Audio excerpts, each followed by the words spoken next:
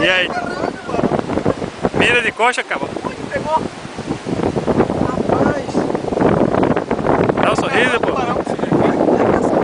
É um filhote de tubarão. Sorriso. Dá Jair, dá um sorriso, pô. É, meu irmão. Bate no peito, pô. É meu, pô. É meu. É meu.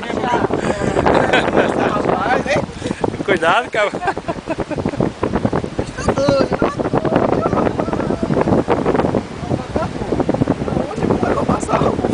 Bora ver, pô, o batimento cardíaco dele aí, como ele tá? 150, tu.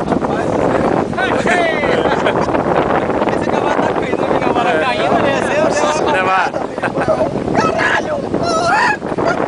Pera aí, pô, faz de novo aí. Verificação, né? Cuidado, cuidado. É, cuidado. Isso é uma alicate. Isso é uma alicate. Meu Deus. É a praia do Cação, viu? Foi avisado!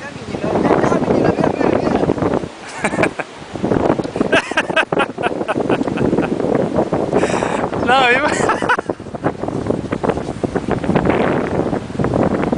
e aí, Jair, deu uma declaração aí sobre a emoção do Cação. Rapaz, que emoção, viu? Se não fosse o gringo, se não fosse o gringo avisando. Passou, meu irmão, viu a vara envergar. E aí, foi só correria. Bota o bichinho agora aqui, vamos ver. Peraí que o bicho tá muito bravo. Só hoje aí. Vamos usar um pouquinho. Abriu, foi? Aí. Tudo bem, pô? Um pouquinho, deu uma abertura, abriu um pouquinho. Agora, pô, agora tá bonito. Olha que bichão. Eita, de frente. Abre a boca, menina.